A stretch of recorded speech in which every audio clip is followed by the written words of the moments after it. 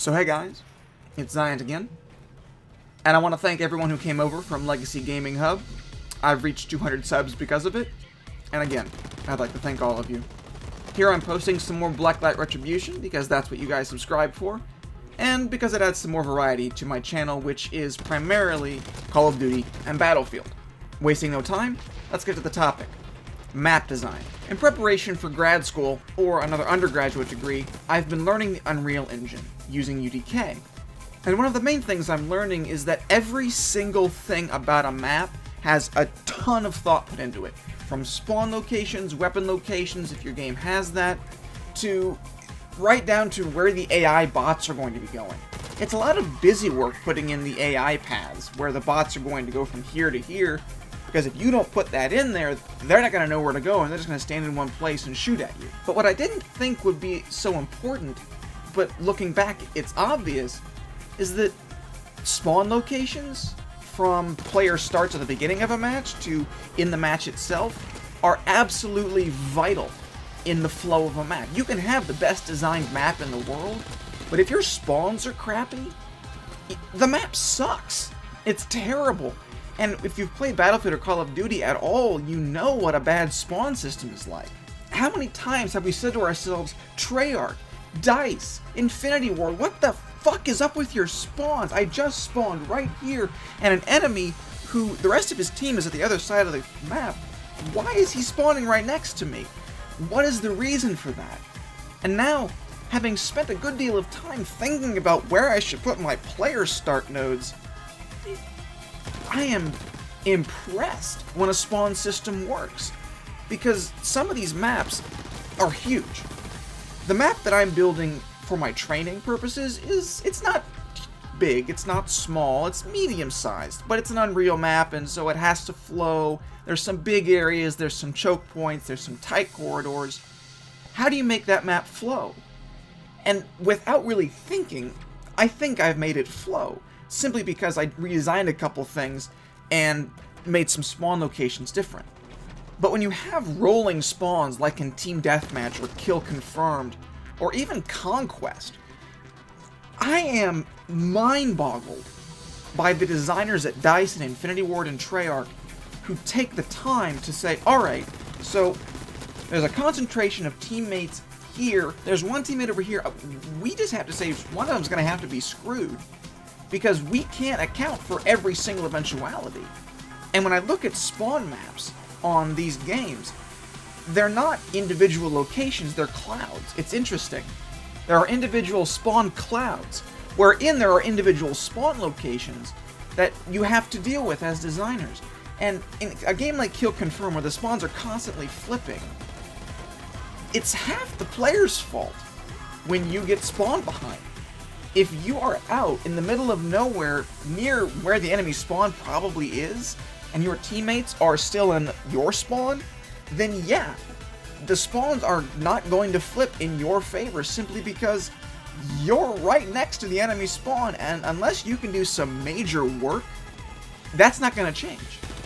When I look at a game like Blacklight Retribution, where the spawns are for the most part fixed, even in games like Team Deathmatch, like I'm playing here, there still has to be a sense of flow.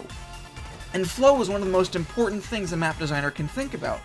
If you have a game where the maps are supposed to be fast-paced, where people die quick, where the headshot multiplier is like 2 times for most weapons, and the maps are as big as they are, I mean, these are not small maps by any means. You're moving around a whole lot. How do you keep spawns such that the game still has a frantic pace and you're constantly thinking, where is my next enemy going to be? Fixed spawns, of course, is a good way to keep that flow and have a nice controlled system. Team Fortress 2 is the same. Spawns are fixed. Now, in a game like Payload Race, or even just Payload itself, you have these fixed spawns that move as the game moves forward. So, spawn trapping could become an issue, especially if the one team is so unbalanced compared to the next. But if I could indulge my Call of Duty itch for a little while, I want to think back to one of the greatest maps in Call of Duty history. And this is going to sound like a broken record to a lot of you, but it's Afghan. Afghan, for me, is the archetypal Call of Duty map.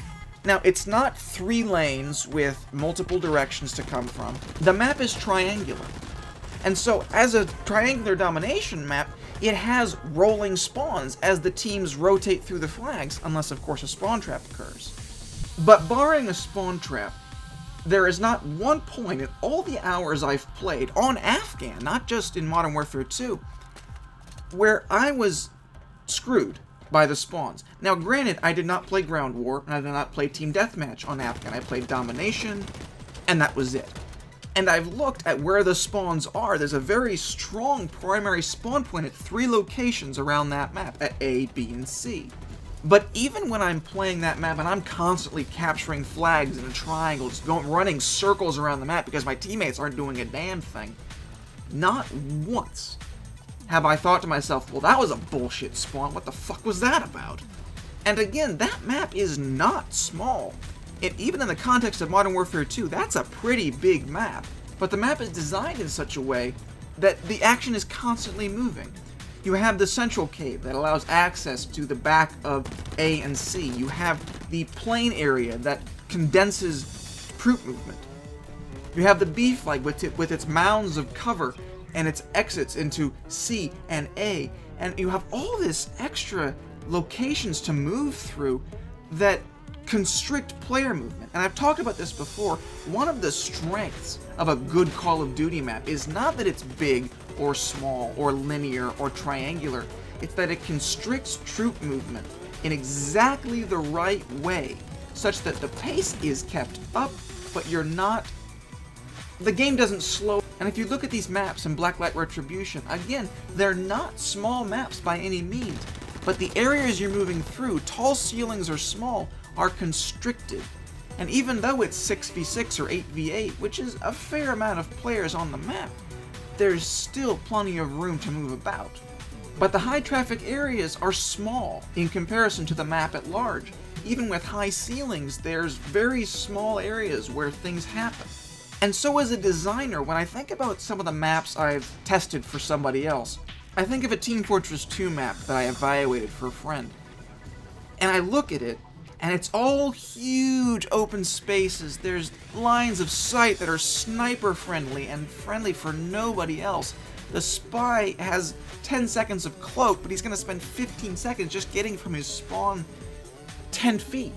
And so as a designer, you have to have 2 things in mind. A, how big do you want your maps to be?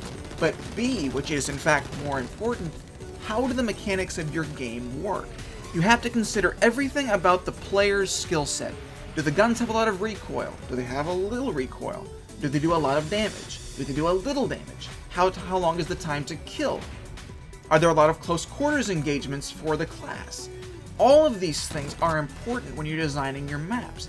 And in a game like TF2, where you have the Scout, the Pyro, the Spy, especially popular classes that are effective at close to mid-range at the very most, you can't have these big open spaces. It breaks the flow of the game that Valve put so much effort into working with. And so while people can complain about the fact that Valve maps are really, really choke pointing, you're not going to get a fast-paced TF2 match if you don't have that.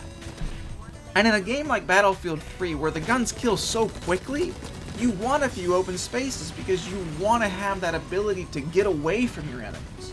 Which is not to say that choke points aren't important. I think that choke points are a good thing for map design. You just shouldn't build your entire map design philosophy around them.